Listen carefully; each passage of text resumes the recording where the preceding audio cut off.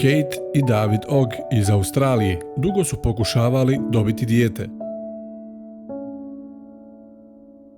Nakon nekog vremena Kate je konačno zatrudnjela, a mladi par je bio presretan kad im je doktor rekao da će uskoro biti roditelji blizanaca. I to djevojčice i dječaka. No, sve se promijenilo u 6. mjesecu trudnoći.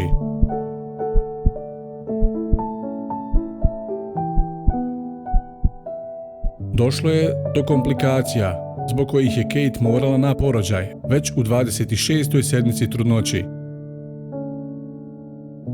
Ubrzo nakon što je stigla u bolnicu, uspješno je rodila djevojčicu, no onda su primijetili da nešto nije u redu.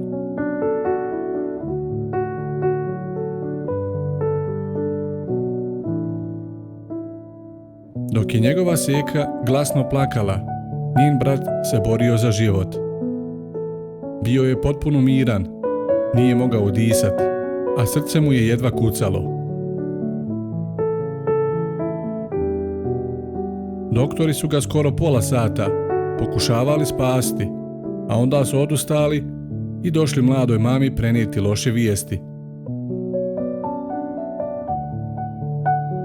Doktor je prišao Davidu i Kate te im rekao da malom Jamieu ne mogu pomoći jer mu pluća nisu bila dovoljno razvijena, a zato nije mogao disati. Kate je sva uplakana rekla da ga želi vidjeti i držati, bar malo, kako bi ga upoznala prije nego što ga, nakon vrlo kratkog života, napusti ovaj svijet. Htjeli smo ga upoznati, držati. Htjeli smo da nas upozna. Nismo se mogli pomiriti s činjenicom da ćemo ga izgubiti, pa smo htjeli iskoristiti svaku sekundu s njim, ispričala je mama Kate. Kada su ga doktori donijeli, Jamie je počeo pokazivati pozitivne znakove. Iako su to bili sićušni uzdisaji, roditeljima je i to bilo dovoljno da ne odustanu tako lako od njega. Kate i David zajedno su ga zagrlili u bolničkom krevetu, pokušavajući ugrijati njegovo hladno tijelo. Tada je odjednom otvorio oči. Kate je osjetila da Jamie diše, a onda je svojom sićušnom ručicom dodirnuo Davidov prst. Odmah su pozvali doktore, a ubrzo nakon toga su uspješno obavili i prvo dojenje. Jamie se od tog trenutka počeo odlično oporavljati, a njegovi roditelji nisu mogli prestati plakati od sreće.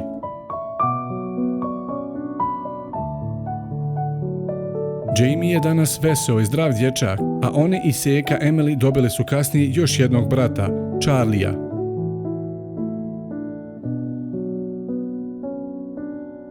Ova priča je samo još jedan dokaz da nikada ne treba odustati, pogotovo kad je u pitanju vaše dijete, jer neke stvari čak ni medicina ne može objasniti.